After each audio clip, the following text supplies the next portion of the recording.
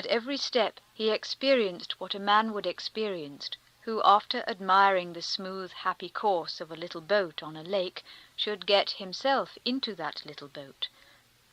He saw that it was not all sitting still, floating smoothly, that one had to think too, not for an instant to forget where one was floating, and that there was water under one, and that one must row, and that his unaccustomed hands would be sore, and that it was only to look at it that was easy, but that doing it, though very delightful, was very difficult.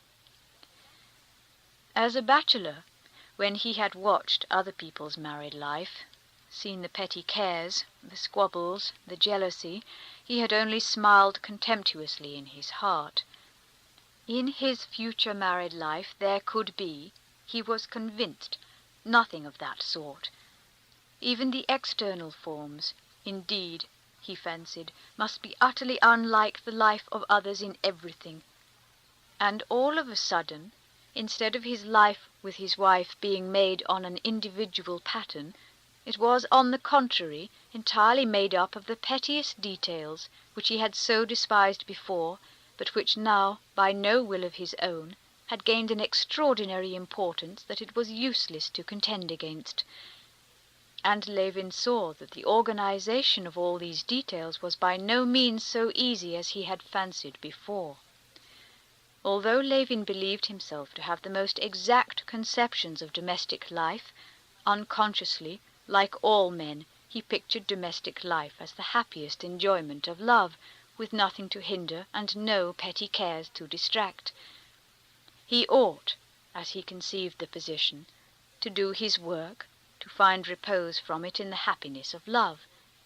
She ought to be beloved, and nothing more. But, like all men, he forgot that she too would want work, and he was surprised that she, his poetic, exquisite Kitty, could, not merely in the first weeks, but even in the first days of their married life, think, remember, and busy herself about tablecloths and furniture, about mattresses for visitors, about a tray, about the cook and the dinner, and so on. While they were still engaged, he had been struck by the definiteness with which she had declined the tour abroad and decided to go into the country, as though she knew of something she wanted, and could still think of something outside her love. This had jarred upon him then, and now her trivial cares and anxieties jarred upon him several times. But he saw that this was essential for her, and, loving her as he did, though he did not understand the reason of them, and jeered at these domestic pursuits, he could not help admiring them. He jeered at the way in which she arranged the furniture they had brought from Moscow, rearranged their room, hung up curtains, prepared rooms for visitors, a room for Dolly, sought after an abode for her new maid, ordered dinner of the old cook, came into collision with Agafea Mikhailovna, taking from her the charge of the stores. He saw how the old cook smiled, admiring her, and listening to her inexperienced, impossible orders, how mournfully and tenderly Agafea Mikhailovna shook her head over the young mistress's new arrangements. He saw that Kitty was extraordinarily sweet when, laughing and crying, she came to tell him that her maid, Masha, was used to looking upon her as her young lady, and so no one obeyed her. It seemed to him sweet, but strange, and he thought it would have been better without this. He did not know how great a sense of change she was experiencing. She, who at home had sometimes wanted some favourite dish, or sweets, without the possibility of getting either, could now order what she liked, buy pounds of sweets, spend as much money as she liked, and order any puddings she pleased. She was dreaming with delight now of Dolly's coming to them with her children, especially because she would order for the children their favourite puddings, and Dolly would appreciate all her new housekeeping. She did not know herself why and wherefore, but the arranging of her house had an irresistible attraction for her. Instinctively feeling the approach of spring, and knowing that there would be days of rough weather too, she built her nest as best she could, and was in haste at the same time to build it and to learn how to do it. This care for domestic details in Kitty, so opposed to Levin's ideal of exalted happiness, was at first one of the disappointments, and this sweet care of her household, the aim of which he did not understand but could not help loving, was one of the new happy surprises. Another disappointment and happy surprise came in their quarrels. Levin could never have conceived that between him and his wife any relations could arise other than tender, respectful, and loving, and all at once in the very early days they quarrelled, so that she said he did not care for her, that he cared for no one but himself, burst into tears and wrung her arms. This first quarrel arose from Levin's having gone out to a new farmhouse, and having been away half an hour too long, because he had tried to get home by a short cut and had lost his way. He drove home thinking of nothing but her, of her love, of his own happiness, and the nearer he drew to home, the warmer was his tenderness for her. He ran into the room with the same feeling, with an even stronger feeling than he had had when he reached the Shuchabatskys' house to make his offer, and suddenly he was met by a lowering expression he had never seen in her. He would have kissed her. She pushed him away. "What is it?" "You've been enjoying yourself," she began, trying to be calm and spiteful. But as soon as she opened her mouth, a stream of reproach, of senseless jealousy, of all that had been torturing her during that half hour which she had spent sitting motionless at the window, burst from her. It was only then, for the first time, that he clearly understood what he had not understood when he led her out of the church after the wedding. He felt now that he was not simply close to her, but that he did not know where he ended and she began. He felt this from the agonizing sensation of division that he experienced at that instant. He was offended for the first instant, but the very same second he felt that he could not be offended by her, that she was himself. He felt for the first moment as a man feels when, having suddenly received a violent blow from behind, he turns round, angry and eager to avenge himself, to look for his antagonist, and finds that it is he himself who has accidentally struck himself, that there is no one to be angry with, and that he must put up with and try to soothe the pain. Never afterwards did he feel it with such intensity, but this first time he could not for a long while get over it. His natural feeling urged him to defend himself, to prove to her she was wrong. But to prove her wrong would mean irritating her still more and making the rupture greater that was the cause of all his suffering. One habitual feeling impelled him to get rid of the blame and pass it on to her. Another feeling, even stronger, impelled him as quickly as possible to smooth over the rupture without letting it grow greater. To remain under such undeserved reproach was wretched, but to make her suffer by justifying himself was worse still. Like a man half awake in an agony of pain, he wanted to tear out, to fling away the aching place, and coming to his senses, he felt that the aching place was himself. He could do nothing but try to help the aching place to bear it, and this he tried to do. They made peace. She, recognizing that she was wrong, though she did not say so, became tenderer to him, and they experienced new, redoubled happiness in their love. But that did not prevent such quarrels from happening again, and exceedingly often, too, on the most unexpected and trivial grounds. These quarrels frequently arose from the fact that they did not yet know what was of importance to each other, and that all this early period they were both often in a bad temper. When one was in a good temper and the other in a bad temper, the peace was not broken. But when both happened to be in an ill humour, quarrels sprang up from such incomprehensibly trifling causes that they could never remember afterwards what they had quarrelled about. It is true that when they were both in a good temper their enjoyment of life was redoubled, but still this first period of their married life was a difficult time for them. During all this early time they had a peculiarly vivid sense of tension, as it were, a tugging in opposite directions of the chain by which they were bound. Altogether, their honeymoon, that is to say the month after their wedding, from which, from tradition, Levin expected so much, was not merely not a time of sweetness, but remained in the memories of both as the bitterest and most humiliating period in their lives. They both alike tried in later life to blot out from their memories all the monstrous, shameful incidents of that morbid period, when both were rarely in a normal frame of mind, both were rarely quite themselves. It was only in the 3rd month of their married life, after their return from Moscow, where they had been staying for a month, that their life began to go more smoothly. Chapter 15. They had just come back from Moscow and were glad to be alone. He was sitting at the writing table in his study, writing. She, wearing the dark lilac dress she had worn during the first days of their married life and put on again today, a dress particularly remembered and loved by him, was sitting on the sofa, the same old-fashioned leather sofa which had always stood in the study in Levin's father's and grandfather's days. She was sewing at broderie anglaise. He thought and wrote, never losing the happy consciousness of her presence. His work, both on the land and on the book, in which the principles of the new land system were to be laid down, had not been abandoned, but, just as formerly, these pursuits and ideas had seemed to him petty and trivial in comparison with the darkness that overspread all life.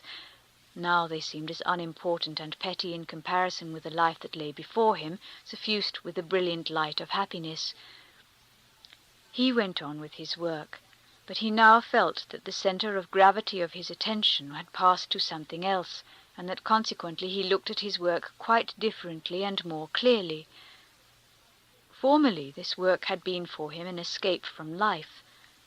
Formerly he had felt that without this work his life would be too gloomy. Now these pursuits were necessary for him that life might not be too uniformly bright. Taking up his manuscript, reading through what he had written, he found with pleasure that the work was worth his working at.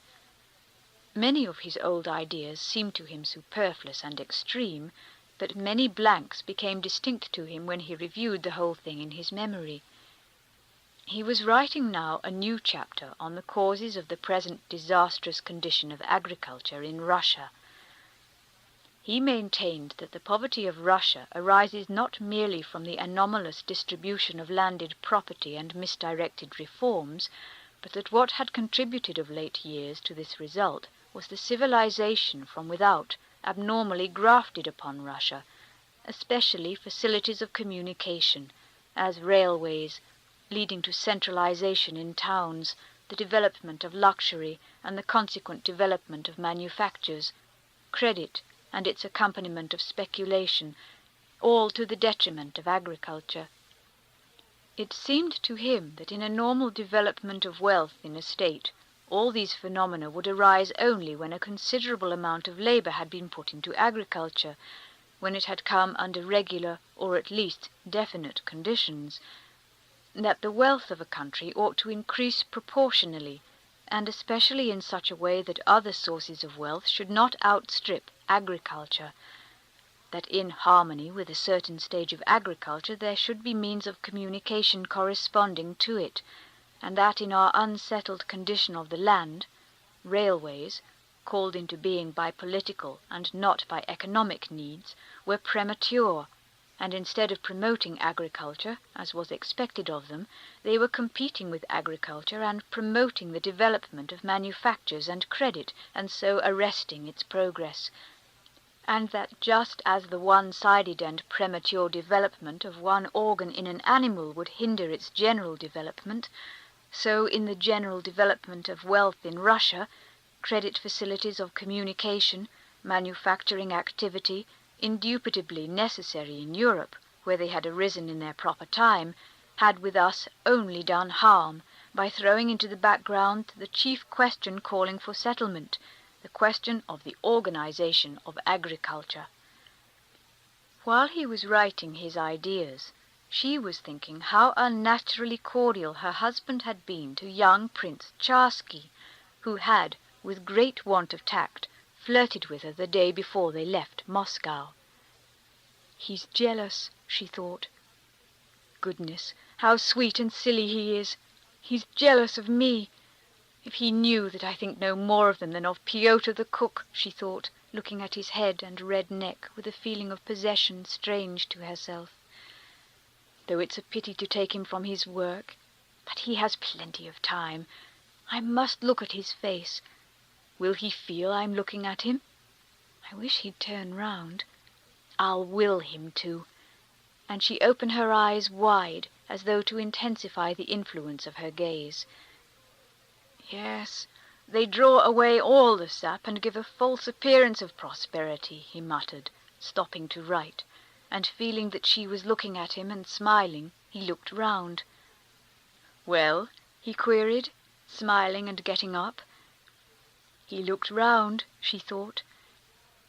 "It's nothing. I wanted you to look round," she said, watching him and trying to guess whether he was vexed at being interrupted or not. "How happy we are alone together. I am, that is," he said, going up to her with a radiant smile of happiness. "I'm just as happy. I'll never go anywhere, especially not to Moscow." "And what were you thinking about?" "I was thinking—" No, go along, go on writing. Don't break off," she said, pursing up her lips. "And I must cut out these little holes now, do you see?" She took up her scissors and began cutting them out. "No, tell me, what was it?" he said, sitting down beside her and watching the tiny scissors moving round. "Oh, what was it I was thinking about? I was thinking about Moscow, about the back of your head." "Why should I, of all people, have such happiness? It's unnatural, too good," he said, kissing her hand. "I feel quite the opposite. The better things are, the more natural it seems to me." "And you've got a little curl loose," he said, carefully turning her head round. "A little curl?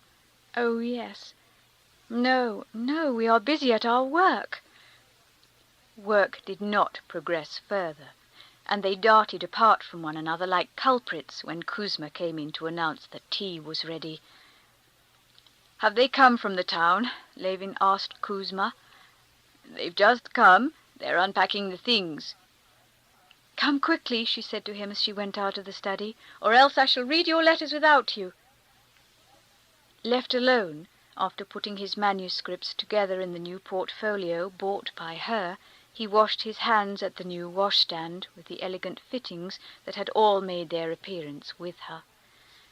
Levin smiled at his own thoughts and shook his head disapprovingly at those thoughts. A feeling akin to remorse fretted him. There was something shameful, effeminate, Capuan, as he called it to himself, in his present mode of life. "It's not right to go on like this," he thought. "It'll soon be 3 months, and I'm doing next to nothing.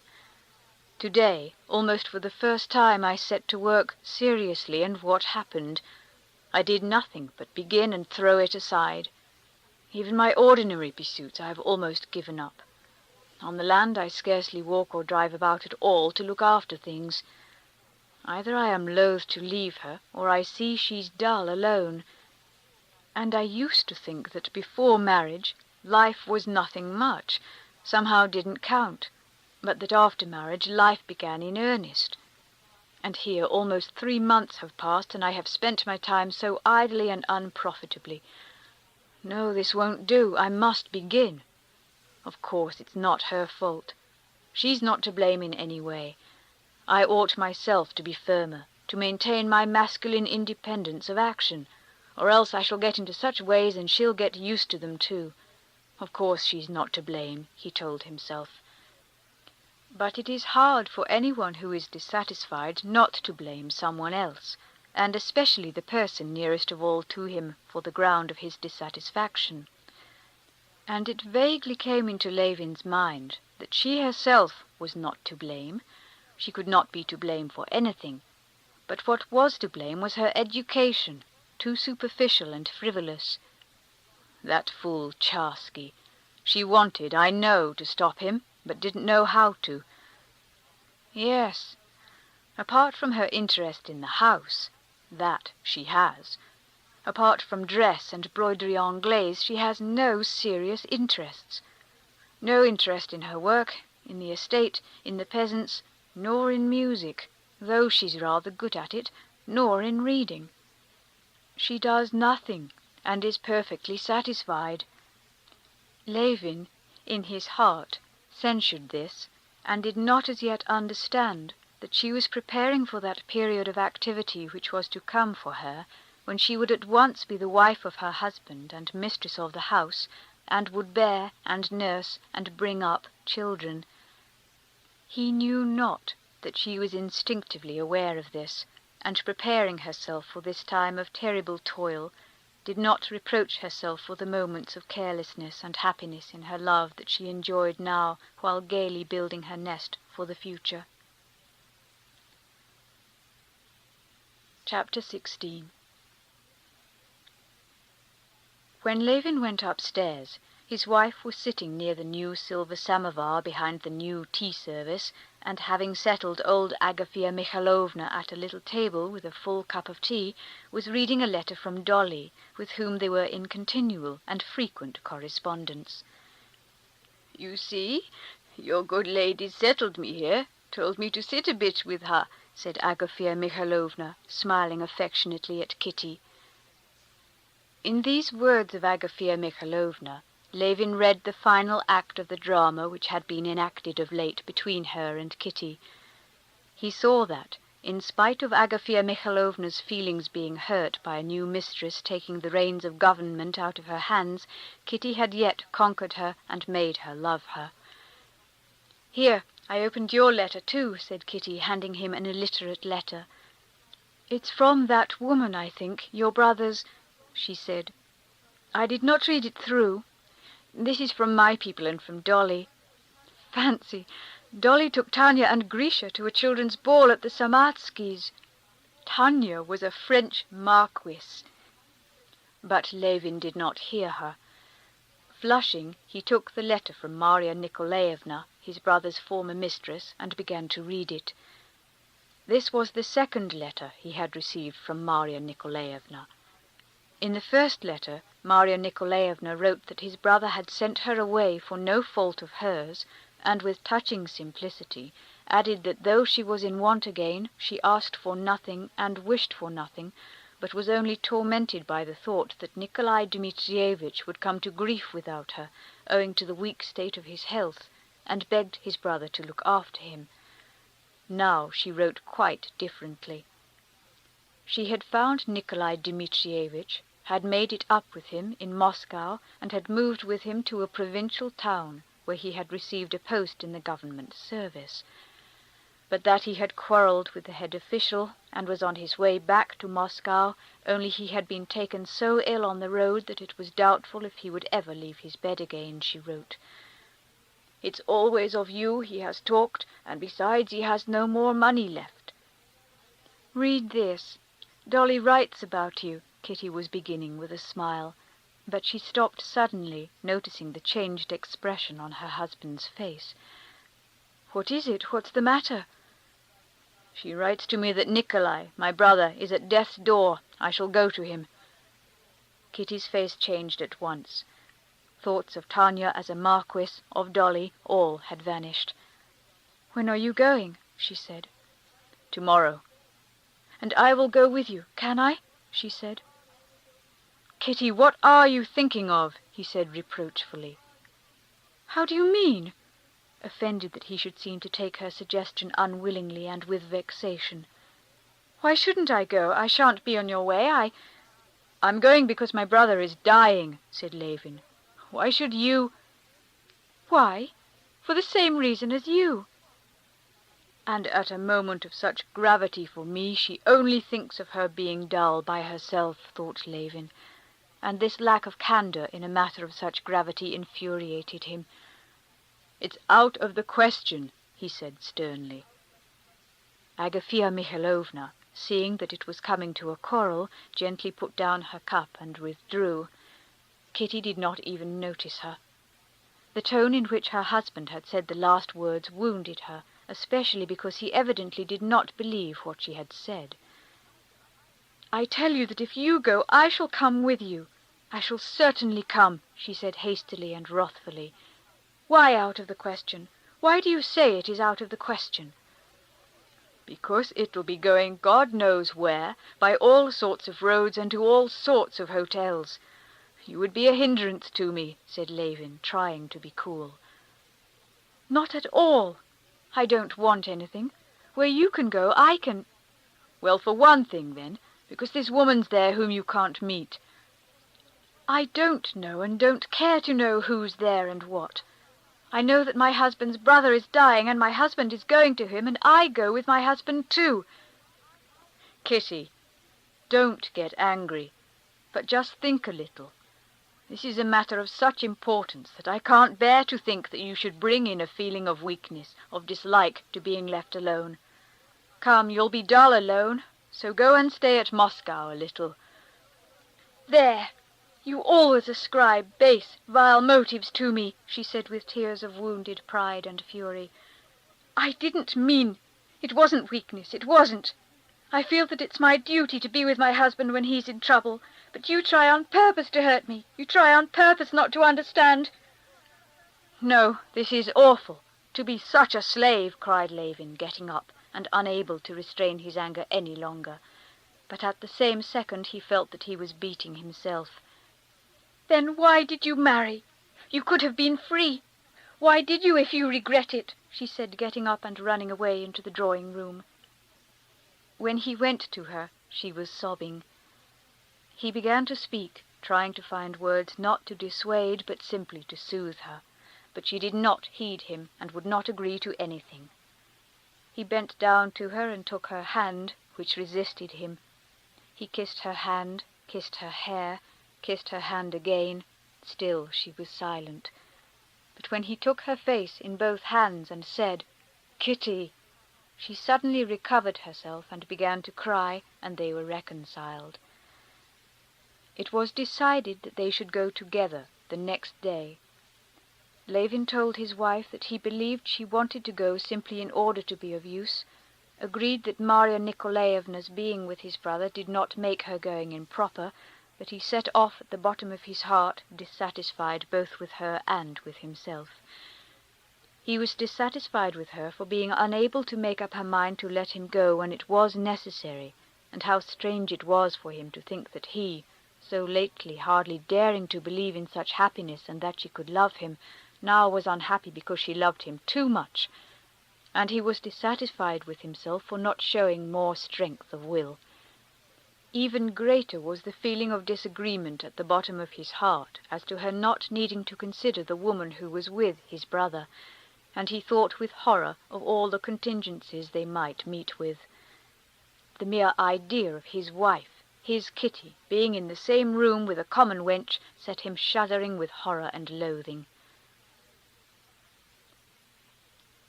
Chapter 17.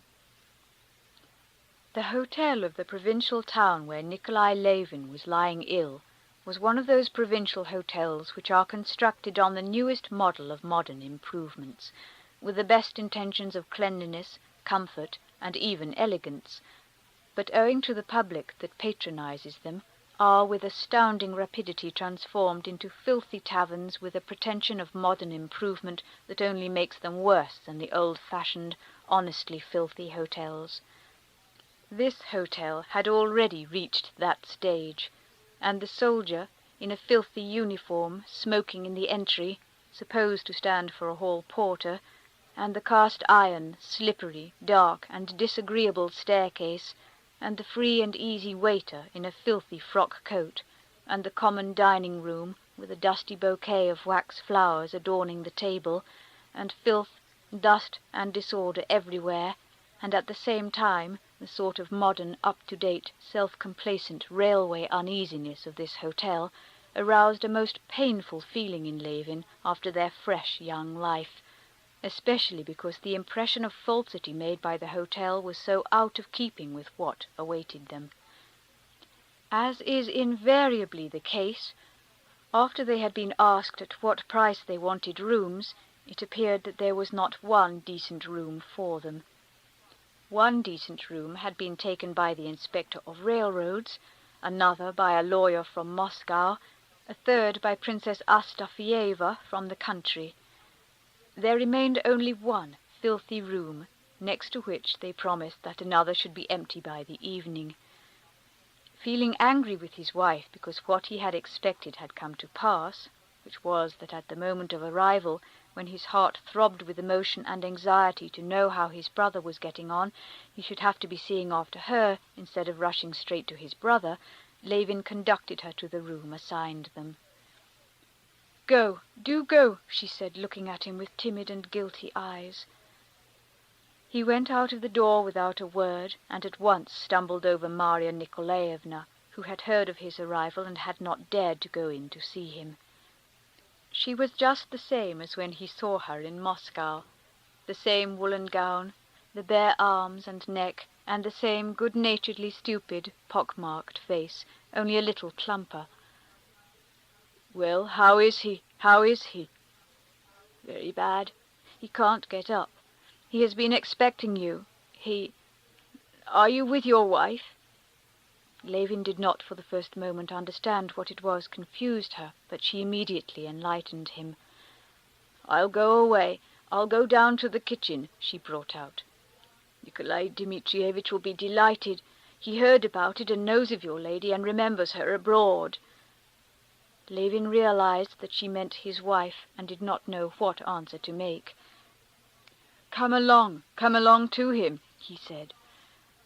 But as soon as he moved, the door of his room opened and Kitty peeped out. Levin crimsoned both from shame and anger with his wife, who had put herself and him in such a difficult position, but Marya Nikolaevna crimsoned still more.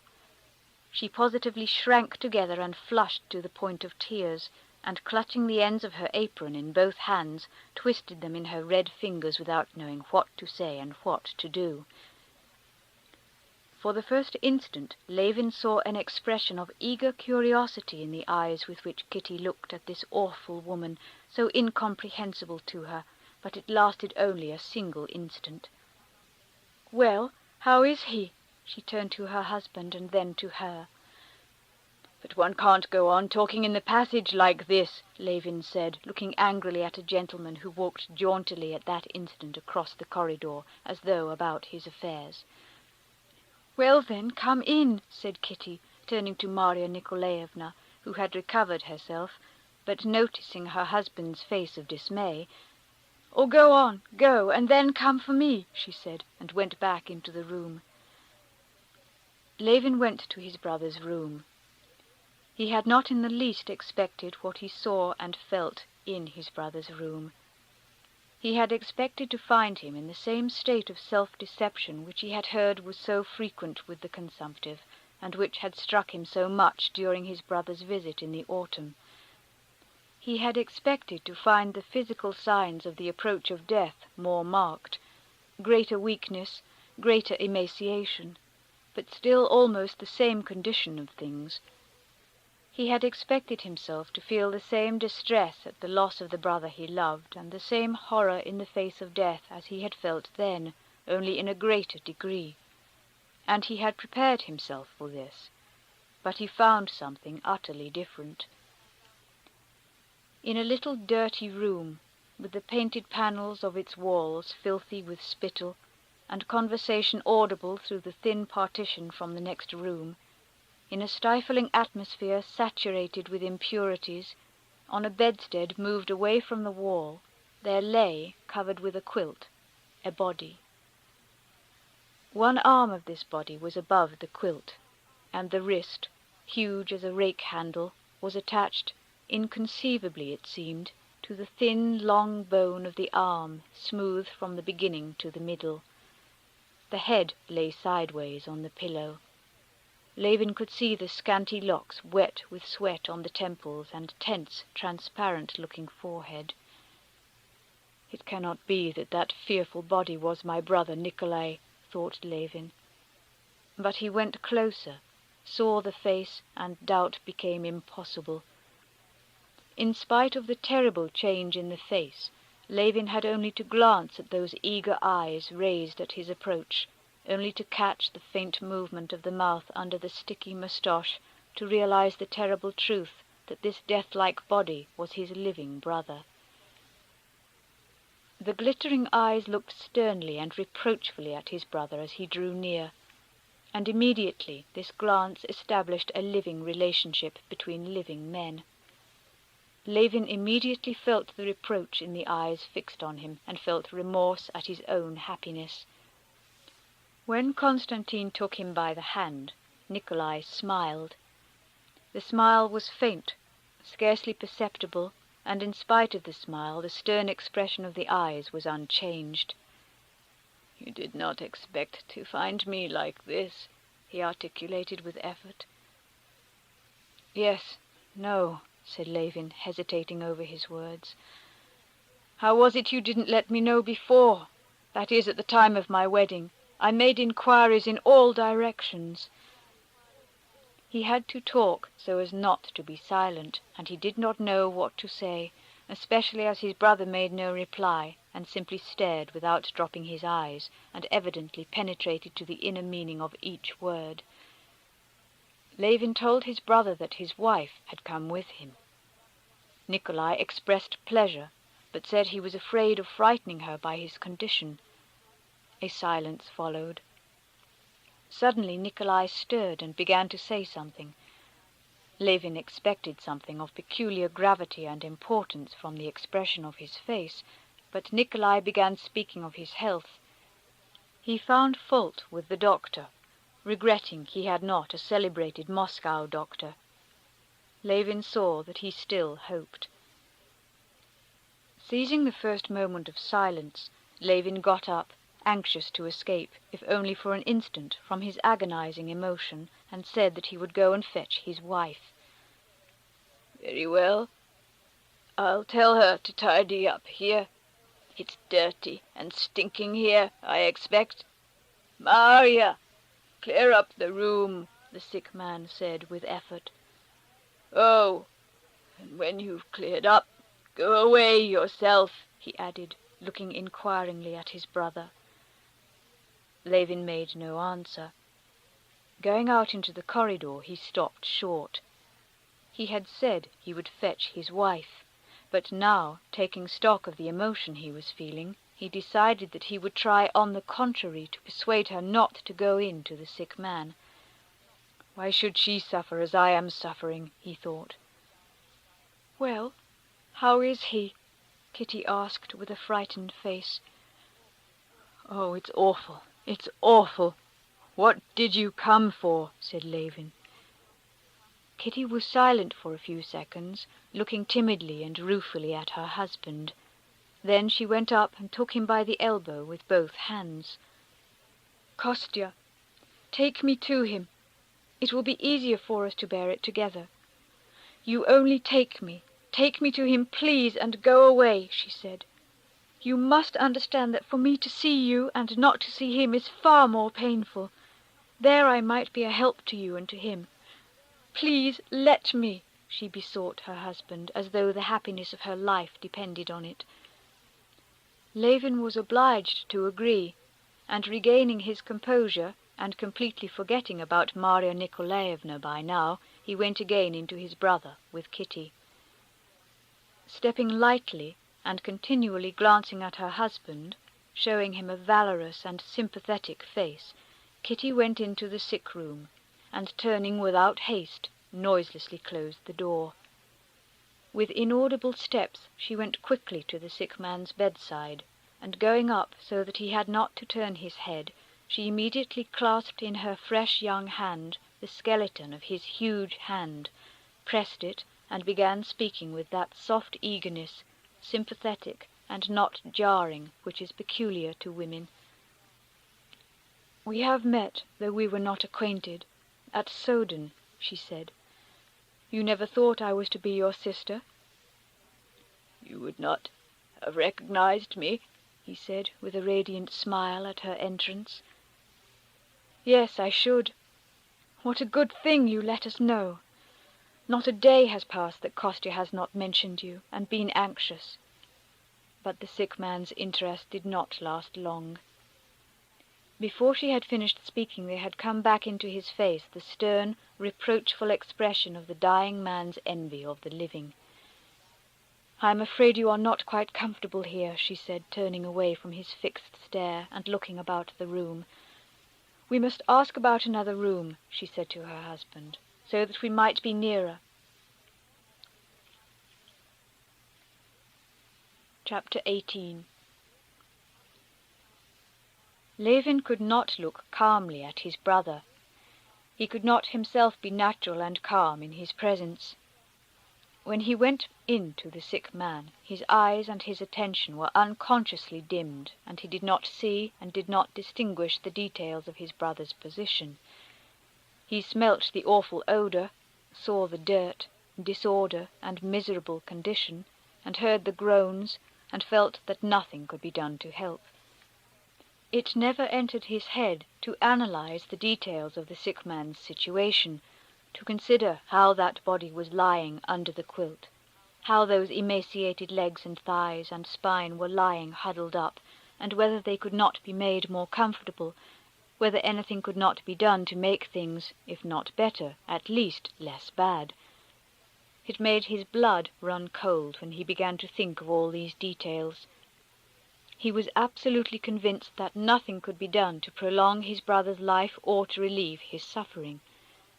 But a sense of his regarding all aid as out of the question was felt by the sick man and exasperated him, and this made it still more painful for Levin. To be in the sick room was agony to him, not to be there still worse, and he was continually, on various pretexts, going out of the room and coming in again because he was unable to remain alone. But Kitty thought and felt and acted quite differently.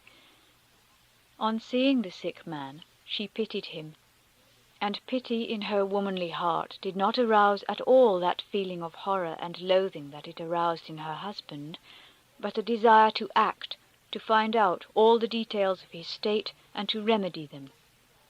And since she had not the slightest doubt that it was her duty to help him, she had no doubt either that it was possible, and immediately set to work. The very details, the mere thought of which reduced her husband to terror, immediately engaged her attention. She sent for the doctor, sent to the chemist's, set the maid who had come with her and Marya Nikolaevna to sweep and dust and scrub. She herself washed up something, washed out something else, laid something under the quilt. Something was by her directions brought into the sick room, something else was carried out.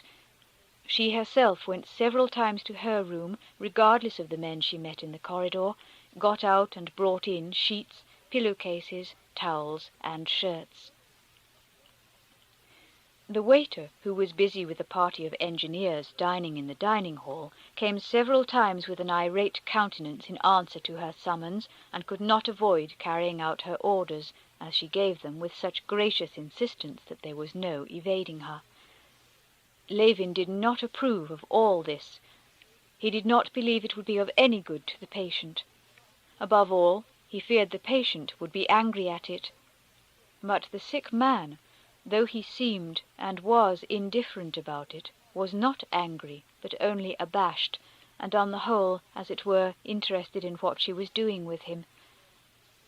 Coming back from the doctor to whom Kitty had sent him, Levin, on opening the door, came upon the sick man at the instant when, by Kitty's directions, they were changing his linen. Coming back from the doctor to whom Kitty had sent him, Levin, on opening the door, came upon the sick man at the instant when, by Kitty's directions, they were changing his linen. The long white ridge of his spine, with the huge prominent shoulder blades and jutting ribs and vertebrae, was bare, and Marya Nikolaevna and the waiter were struggling with the sleeve of the nightshirt, and could not get the long limp arm into it. Kitty, hurriedly closing the door after Levin, was not looking that way, but the sick man groaned, and she moved rapidly towards him. "Make haste," she said. "Oh, don't you come," said the sick man angrily. "I'll do it myself." "What say?" queried Marya Nikolaevna. But Kitty heard and saw he was ashamed and uncomfortable at being naked before her. "I'm not looking," she said, putting the arm in. "Marya Nikolaevna, you come this side, you do it," she added. "Please go for me. There's a little bottle in my small bag," she said, turning to her husband. "You know, in the side pocket. Bring it, please, and meanwhile they'll finish clearing up here." Returning with the bottle, Levin found the sick man settled comfortably and everything about him completely changed. The heavy smell was replaced by the smell of aromatic vinegar, which Kitty, with pouting lips and puffed out rosy cheeks, was squirting through a little pipe. There was no dust visible anywhere. A rug was laid by the bedside. On the table stood medicine bottles and decanters tidily arranged, and the linen needed was folded up there, and Kitty's broderie anglaise. On the other table by the patient's bed there were candles and drink and powders. The sick man himself, washed and combed, lay in clean sheets on high-raised pillows, in a clean nightshirt, with a white collar about his astoundingly thin neck, and with a new expression of hope looked fixedly at Kitty. The doctor, brought by Levin and found by him at the club, was not the one who had been attending Nikolai Levin, as the patient was dissatisfied with him. The new doctor took up a stethoscope and sounded the patient, shook his head, prescribed medicine, and with extreme minuteness explained first how to take the medicine and then what diet was to be kept to. He advised eggs, raw or hardly cooked, and seltzer water, with warm milk at a certain temperature. When the doctor had gone away, the sick man said something to his brother of which Levin could distinguish only the last words, "Your Katya." By the expression with which he gazed at her, Levin saw that he was praising her. He called indeed to Katya, as he called her. "I'm much better already," he said. "Why, with you I should have got well long ago. How nice it is!" He took her hand and drew it towards his lips, but as though afraid she would dislike it, he changed his mind, let it go, and only stroked it. Kitty took his hand in both hers and pressed it. "Now, turn me over on the left side and go to bed," he said. No one could make out what he said but Kitty. She alone understood. She understood because she was all the while mentally keeping watch on what he needed. "On the other side," she said to her husband. "He always sleeps on that side. Turn him over. It's so disagreeable calling the servants. I'm not strong enough. Can you?" she said to Marya Nikolaevna. "I'm afraid not," answered Marya Nikolaevna. Terrible as it was to Levin to put his arms round that terrible body, to take hold of that under the quilt, of which he preferred to know nothing, under his wife's influence he made his resolute face that she knew so well, and putting his arms into the bed, took hold of the body. But in spite of his own strength he was struck by the strange heaviness of those powerless limbs. While he was turning him over, conscious of the huge emaciated arm about his neck, Kitty swiftly and noiselessly turned the pillow, beat it up and settled it in the sick man's head, smoothing back his hair, which was sticking again to his moist brow. The sick man kept his brother's hand in his own. Levin felt that he meant to do something with his hand and was pulling it somewhere. Levin yielded with a sinking heart. Yes, he drew it to his mouth and kissed it. Levin, shaking with sobs and unable to articulate a word, went out of the room. Chapter 19. Thou hast hid these things from the wise and prudent, and hast revealed them unto babes. So Levin thought about his wife as he talked to her that evening. Levin thought of the text, not because he considered himself wise and prudent. He did not so consider himself, but he could not help knowing that he had more intellect than his wife and Agafea Mikhailovna, and he could not help knowing that when he thought of death, he thought with all the force of his intellect. He knew, too, that the brains of many great men whose thoughts he had read had brooded over death, and yet knew not 100th part of what his wife and Agafea Mikhailovna knew about it. Different as those two women were, Agafea Mikhailovna and Katya, as his brother Nikolai had called her, and as Levin particularly liked to call her now, they were quite alike in this. Both knew, without a shade of doubt, what sort of thing life was and what was death, though neither of them could have answered, and would even not have understood the questions that presented themselves to Levin. Both had no doubt of the significance of this event, and were precisely alike in their way of looking at it, which they shared with millions of people. The proof that they knew for a certainty the nature of death lay in the fact that they knew without a second of hesitation how to deal with the dying, and were not frightened of them. Levin and other men like him, though they could have said a great deal about death, obviously did not know this, since they were afraid of death, and were absolutely at a loss what to do when people were dying. If Levin had been alone now with his brother Nikolai, he would have looked at him with terror, and with still greater terror waited, and would not have known what else to do. More than that, he did not know what to say, how to look, how to move. To talk of outside things seemed to him shocking, impossible. To talk of death and depressing subjects, also impossible. To be silent, also impossible. If I look at him, he will think I am studying him, I am afraid. If I don't look at him, he'll think I'm thinking of other things. If I walk on tiptoe, he will be vexed. To tread firmly, I'm ashamed. Kitty evidently did not think of herself, and had no time to think about herself. She was thinking about him because she knew something, and all went well. She told him about herself even, and about her wedding, and smiled and sympathized with him and petted him and talked of cases of recovery, and all went well. So then, she must know. The proof that her behavior and Agafea Mikhailovna's was not instinctive, animal, irrational, was that apart from the physical treatment, the relief of suffering, both Agafea Mikhailovna and Kitty required for the dying man something else more important than the physical treatment, and something which had nothing in common with physical conditions. Agafea Mikhailovna, speaking of the man just dead, had said, "Well, thank God, he took the sacrament and received absolution. God grant each one of us such a death." Katya, in just the same way, besides all her care about linen, bed-sores, drink, found time the very first day to persuade the sick man of the necessity of taking the sacrament and receiving absolution. On getting back from the sick room to their own 2 rooms for the night, Levin sat with hanging head, not knowing what to do. Not to speak of supper, of preparing for bed, of considering what they were going to do, he could not even talk to his wife. He was ashamed to. Kitty, on the contrary, was more active than usual. She was even livelier than usual.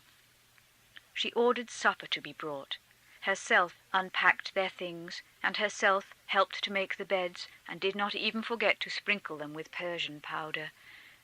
She showed that alertness, that swiftness of reflection which comes out in men before a battle, in conflict, in the dangerous and decisive moments of life, those moments when a man shows once and for all his value, and that all his past has not been wasted, but has been a preparation for these moments. Everything went rapidly in her hands, and before it was 12 o'clock, all their things were arranged cleanly and tidily in her rooms, in such a way that the hotel rooms seemed like home. The beds were made, brushes, combs, looking-glasses were put out, table napkins were spread. Levin felt that it was unpardonable to eat, to sleep, to talk even now, and it seemed to him that every movement he made was unseemly. She arranged the brushes, but she did it all so that there was nothing shocking in it. They could neither of them eat, however, and for a long while they could not sleep, and did not even go to bed. "I'm very glad I persuaded him to receive extreme unction tomorrow," she said, sitting in her dressing jacket before her folding looking-glass, combing her soft, fragrant hair with a fine comb. "I have never seen it, but I know, Mamma has told me, there are prayers said for recovery." "Do you suppose he can possibly recover?" said Levin, watching a slender tress at the back of her round little head that was continually hidden when she passed the comb through the front. "I asked the doctor. He said he couldn't live more than 3 days. But can they be sure? I'm very glad anyway that I persuaded him," she said, looking askance at her husband through her hair. "Anything is possible," she added, with that peculiar, rather sly expression that was always in her face when she spoke of religion. Since their conversation about religion when they were engaged, neither of them had ever started a discussion of the subject, but she performed all the ceremonies of going to church, saying her prayers, and so on, always with the unvarying conviction that this ought to be so.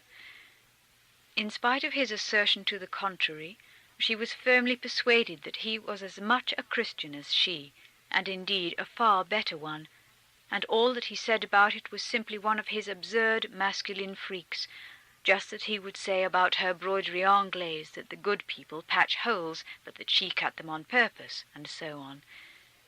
"Yes, you see, this woman, Marya Nikolaevna, did not know how to manage all this," said Levin, "and I must own I'm very, very glad you came. You are such purity that—" He took her hand and did not kiss it. To kiss her hand in such closeness to death seemed to him improper. He merely squeezed it with a penitent air, looking at her brightening eyes. "It would have been miserable for you to be alone," she said, and lifting her hands, which hid her cheeks, flushing with pleasure, twisted her coil of hair on the nape of her neck and pinned it there. "No," she went on, "she did not know how. Luckily I learned a lot at Soden. Surely there are not people there so ill. Worse. What's so awful to me is that I can't see him as he was when he was young. You would not believe how charming he was as a youth, but I did not understand him then. I can quite believe it. How I feel that we might have been friends," she said, and, distressed at what she had said, she looked round at her husband, and tears came into her eyes. "Yes, might have been," he said mournfully. "He's just one of those people of whom they say they're not for this world. But we may have many days before us. We must go to bed," said Kitty, glancing at her tiny watch. Chapter 20. The next day the sick man received the sacrament and extreme unction. During the ceremony, Nikolai Levin prayed fervently. His great eyes, fastened on the holy image that was set out on a card table covered with a coloured napkin, expressed such passionate prayer and hope that it was awful to Levin to see it. Levin knew that this passionate prayer and hope would only make him feel more bitterly parting from the life he so loved. Levin knew his brother and the workings of his intellect. He knew that his unbelief came not from life being easier for him without faith, but had grown up because step by step the contemporary scientific interpretation of natural phenomena crushed out the possibility of faith. And so he knew that his present return was not a legitimate one, brought about by way of the same thinking of his intellect, but simply a temporary, interested return to faith in a desperate hope of recovery. Levin knew too that Kitty had strengthened his hope by accounts of the marvellous recoveries she had heard of. Levin knew all this, and it was agonizingly painful to him to behold the supplicating, hopeful eyes and the emaciated wrist, lifted with difficulty, making the sign of the cross on the tense brow, and the prominent shoulders and hollow, gasping chest, which one could not feel consistent with the life the sick man was praying for. During the sacrament, Levin did what he, an unbeliever, had done 1,000 times. He said, addressing God, "If thou dost exist, make this man to recover." Of course, this same thing had been repeated many times. "And thou wilt save him and me." After extreme unction, the sick man became suddenly much better. He did not cough once in the course of an hour, smiled, kissed Kitty's hand, thanking her with tears, and said he was comfortable, free from pain, and that he felt strong and had an appetite. He even raised himself when his soup was brought, and asked for a cutlet as well. Hopelessly ill as he was, obvious as it was at the first glance that he could not recover, Levin and Kitty were for that hour both in the same state of excitement, happy though fearful of being mistaken. "Is he better?" "Yes, much." "It's wonderful." "There's nothing wonderful in it." "Anyway, he's better," they said in a whisper, smiling to one another.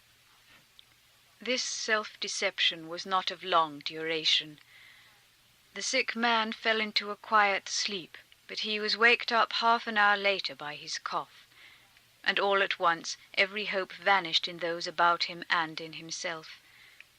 The reality of his suffering crushed all hopes in Levin and Kitty and in the sick man himself, leaving no doubt, no memory even of past hopes. Without referring to what he had believed in half an hour before, as though ashamed even to recall it, he asked for iodine to inhale in a bottle covered with perforated paper. Levin gave him the bottle, and the same look of passionate hope with which he had taken the sacrament was now fastened on his brother, demanding from him the confirmation of the doctor's words that inhaling iodine worked wonders. "Is Katya not here?" he gasped, looking round while Levin reluctantly assented to the doctor's words. "No, so I can say it. It was for her sake I went through that farce. She's so sweet, but you and I can't deceive ourselves. This is what I believe in," he said, and squeezing the bottle in his bony hand, he began breathing over it.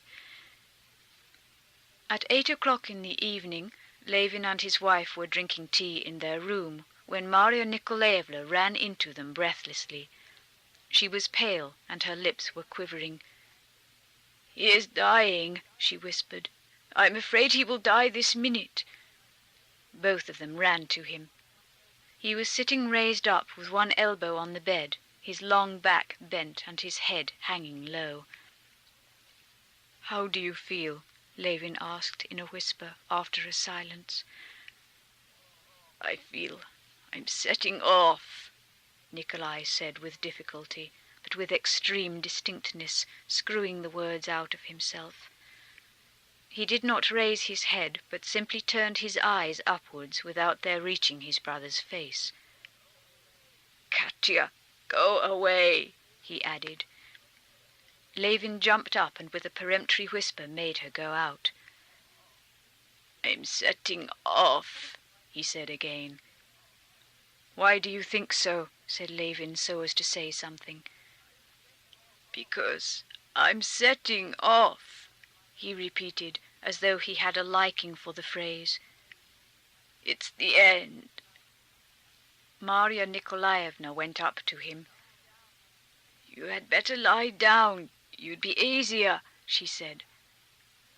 "I shall lie down soon enough," he pronounced slowly. "When I'm dead," he said sarcastically, wrathfully. "Well, you can lay me down if you like." Levin laid his brother on his back, sat down beside him and gazed at his face, holding his breath. The dying man lay with closed eyes, but the muscles twitched from time to time on his forehead, as with one thinking deeply and intensely.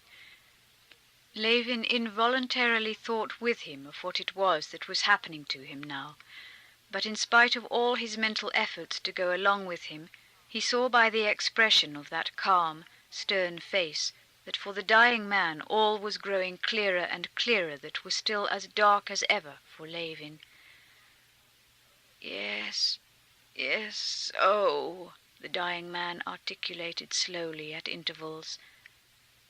Wait a little. He was silent. Right, he pronounced all at once, reassuringly, as though all were solved for him. Oh, Lord, he murmured and sighed deeply. Marya Nikolaevna felt his feet. They are getting cold, she whispered. For a long while, a very long while, it seemed to Levin the sick man lay motionless, but he was still alive, and from time to time he sighed. Levin by now was exhausted from mental strain. He felt that, with no mental effort, could he understand what it was that was right. He could not even think of the problem of death itself, but with no will of his own, thoughts kept coming to him of what he had to do next, closing the dead man's eyes, dressing him, ordering the coffin. And, strange to say, he felt utterly cold, and was not conscious of sorrow nor of loss, less still of pity for his brother. If he had any feeling for his brother at that moment, it was envy for the knowledge the dying man had now that he could not have. A long time more he sat over him so, continually expecting the end. But the end did not come. The door opened and Kitty appeared. Levin got up to stop her, but at the moment he was getting up he caught the sound of the dying man stirring. Don't go away, said Nikolai, and held out his hand. Levin gave him his and angrily waved to his wife to go away. With the dying man's hand in his hand, he sat for half an hour, another hour. He did not think of death at all now. He wondered what Kitty was doing, who lived in the next room, whether the doctor lived in a house of his own. He longed for food and for sleep. He cautiously drew away his hand and felt the feet. The feet were cold, but the sick man was still breathing. Levin tried again to move away on tiptoe, but the sick man stirred again and said, Don't go. The dawn came. The sick man's condition was unchanged. Levin stealthily withdrew his hand, and without looking at the dying man, went off to his own room and went to sleep. When he woke up, instead of news of his brother's death, which he expected, he learned that the sick man had returned to his earlier condition. He had been sitting up again, coughing, had begun eating again, talking again, and again had ceased to talk of death, again had begun to express hope of his recovery, and had become more irritable and more gloomy than ever. No one, neither his brother nor Kitty, could soothe him. He was angry with everyone, and said nasty things to everyone, reproached everyone for his sufferings, and insisted that they should get him a celebrated doctor from Moscow. To all inquiries made him as to how he felt, he made the same answer with an expression of vindictive reproachfulness. I'm suffering horribly, intolerably.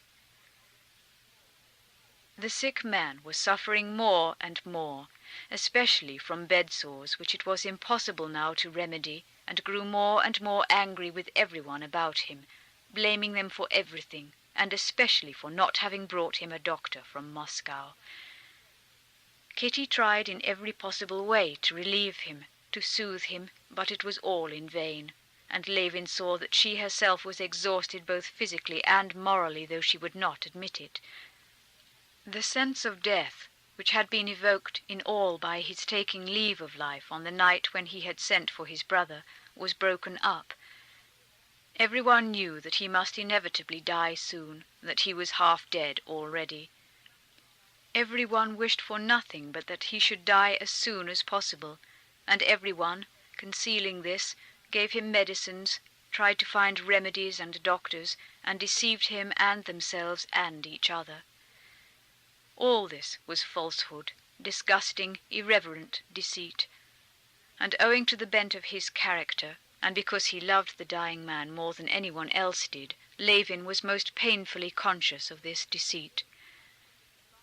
Levin, who had long been possessed by the idea of reconciling his brothers, at least in the face of death, had written to his brother Sergei Ivanovitch, and having received an answer from him, he read this letter to the sick man. Sergei Ivanovitch wrote that he could not come himself, and in touching terms he begged his brother's forgiveness. The sick man said nothing. "What am I to write to him?" said Levin. "I hope you are not angry with him." "No, not the least," Nikolai answered, vexed at the question. "Tell him to send me a doctor." 3 more days of agony followed. The sick man was still in the same condition. The sense of longing for his death was felt by everyone now at the mere sight of him, by the waiters and the hotel keeper and all the people staying in the hotel, and the doctor and Marya Nikolaevna and Levin and Kitty. The sick man alone did not express this feeling, but on the contrary was furious at their not getting him doctors, and went on taking medicine and talking of life. Only at rare moments, when the opium gave him an instant's relief from the never-ceasing pain, he would sometimes, half asleep, utter what was ever more intense in his heart than in all the others. "Oh, if it were only to end," or "When will it be over?" His sufferings, steadily growing more intense, did their work and prepared him for death. There was no position in which he was not in pain. There was not a minute in which he was unconscious of it, not a limb, not a part of his body that did not ache and cause him agony. Even the memories, the impressions, the thoughts of this body awakened in him now the same aversion as the body itself. The sight of other people, their remarks, his own reminiscences, everything was for him a source of agony. Those about him felt this, and instinctively did not allow themselves to move freely, to talk, to express their wishes before him. All his life was merged in the one feeling of suffering and the desire to be rid of it. There was evidently coming over him that revulsion that would make him look upon death as the goal of his desires, as happiness.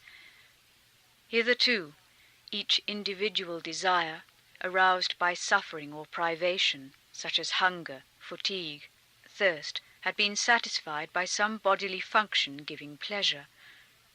But now no physical craving or suffering received relief, and the effort to relieve them only caused fresh suffering, and so all desires were merged in one, the desire to be rid of all his sufferings and their source, the body. But he had no words to express this desire of deliverance, and so he did not speak of it, and from habit asked for the satisfaction of desires which could not now be satisfied. "Turn me over on the other side," he would say, and immediately after he would ask to be turned back again as before. "Give me some broth. Take away the broth. Talk of something. Why are you silent?" And directly they began to talk he would close his eyes and would show weariness, indifference, and loathing. On the 10th day from their arrival at the town, Kitty was unwell. She suffered from headache and sickness, and she could not get up all the morning. The doctor opined that the indisposition arose from fatigue and excitement, and prescribed rest. After dinner, however, Kitty got up and went as usual with her work to the sick man. He looked at her sternly when she came in, and smiled contemptuously when she said she had been unwell. That day he was continually blowing his nose and groaning piteously. "How do you feel?" she asked him. "Worse," he articulated with difficulty. "In pain." "In pain? Where?" "Everywhere." "It will be over today, you will see," said Marya Nikolaevna. Although it was said in a whisper, the sick man, whose hearing Levin had noticed was very keen, must have heard. Levin said "hush" to her and looked round at the sick man. Nikolai had heard, but these words produced no effect on him. His eyes had still the same intense, reproachful look. "Why do you think so?" Levin asked her when she had followed him into the corridor. "He has begun picking at himself," said Marya Nikolaevna. "How do you mean?" "Like this," she said, tugging at the folds of her woolen skirt. Levin noticed indeed that all that day the patient pulled at himself, as it were trying to snatch something away. Marya Nikolaevna's prediction came true. Towards night the sick man was not able to lift his hands and could only gaze before him with the same intensely concentrated expression in his eyes. Even when his brother or Kitty bent over him so that he could see them, he looked just the same. Kitty sent for the priest to read the prayer for the dying. While the priest was reading it, the dying man did not show any sign of life. His eyes were closed. Levin, Kitty, and Marya Nikolaevna stood at the bedside. The priest had not quite finished reading the prayer when the dying man stretched, sighed, and opened his eyes. The priest, on finishing the prayer, put the cross to the cold forehead, then slowly returned it to the stand, and after standing for 2 minutes more in silence, he touched the huge, bloodless hand that was turning cold. "He is gone," said the priest, and would have moved away, but suddenly there was a faint stir in the moustaches of the dead man that seemed glued together, and quite distinctly in the hush they heard from the bottom of the chest the sharply defined sounds, "Not quite soon."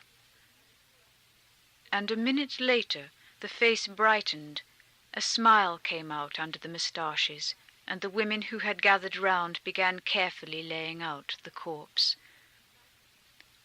The sight of his brother and the nearness of death revived in Levin that sense of horror in the face of the insoluble enigma, together with the nearness and inevitability of death that had come upon him that autumn evening when his brother had come to him. This feeling was now even stronger than before. Even less than before did he feel capable of apprehending the meaning of death, and its inevitability rose up before him more terrible than ever. But now, thanks to his wife's presence, that feeling did not reduce him to despair. In spite of death, he felt the need of life and love. He felt that love saved him from despair, and that this love, under the menace of despair, had become still stronger and purer. The one mystery of death, still unsolved, had scarcely passed before his eyes when another mystery had arisen, as insoluble, urging him to love and to life. The doctor confirmed his suppositions in regard to Kitty. Her indisposition was a symptom that she was with child. Chapter 21. From the moment when Alexey Alexandrovitch understood from his interviews with Betsy and with Stepan Arkadyevitch that all that was expected of him was to leave his wife in peace, without burdening her with his presence, and that his wife herself desired this, he felt so distraught that he could come to no decision of himself. He did not know himself what he wanted now, and putting himself in the hands of those who were so pleased to interest themselves in his affairs, he met everything with unqualified assent. It was only when Anna had left his house, and the English governess sent to ask him whether she should dine with him or separately, that for the first time he clearly comprehended his position and was appalled by it. Most difficult of all in this position was the fact that he could not in any way connect and reconcile his past with what was now. It was not the past when he had lived happily with his wife that troubled him. The transition from that past to a knowledge of his wife's unfaithfulness he had lived through miserably already. That state was painful, but he could understand it. If his wife had then, on declaring to him her unfaithfulness, left him, he would have been wounded, unhappy, but he would not have been in the hopeless position, incomprehensible to himself, in which he felt himself now. He could not now reconcile his immediate past, his tenderness, his love for his sick wife and for the other man's child, with what was now the case, that is, with the fact that, as it were, in return for all this he now found himself alone, put to shame, a laughing-stock, needed by no one and despised by every one. For the first 2 days after his wife's departure, Alexey Alexandrovitch received applicants for assistance, and his chief secretary drove to the committee and went down to dinner in the dining-room as usual. Without giving himself a reason for what he was doing, he strained every nerve of his being for those 2 days, simply to preserve an appearance of composure and even of indifference. Answering inquiries about the disposition of Anna Arkadyevna's rooms and belongings, he had exercised immense self-control to appear like a man in whose eyes what had occurred was not unforeseen nor out of the ordinary course of events, and he had attained his aim. No one could have detected in him signs of despair. But on the 2nd day after her departure, when Corney gave him a bill from a fashionable draper's shop, which Anna had forgotten to pay, and announced that the clerk from the shop was waiting, Alexey Alexandrovitch told him to show the clerk up.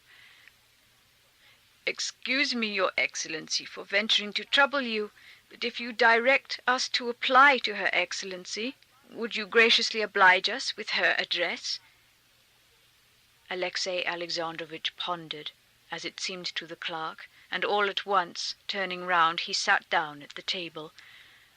Letting his head sink into his hands, he sat for a long while in that position, several times attempted to speak, and stopped short. Corney, perceiving his master's emotion, asked the clerk to call another time. Left alone, Alexey Alexandrovitch recognized that he had not the strength to keep up the lines of firmness and composure any longer. He gave orders for the carriage that was awaiting him to be taken back, and for no one to be admitted, and he did not go down to dinner. He felt that he could not endure the weight of universal contempt and exasperation, which he had distinctly seen in the face of the clerk and of Corney, and of everyone, without exception, whom he had met during those 2 days. He felt that he could not turn aside from himself the hatred of men, because that hatred did not come from his being bad. In that case he could have tried to be better, but from his being shamefully and repulsively unhappy. He knew that for this, for the very fact that his heart was torn with grief, they would be merciless to him. He felt that men would crush him as dogs strangle a torn dog yelping with pain. He knew that his sole means of security against people was to hide his wounds from them, and instinctively he tried to do this for 2 days, but now he felt incapable of keeping up the unequal struggle.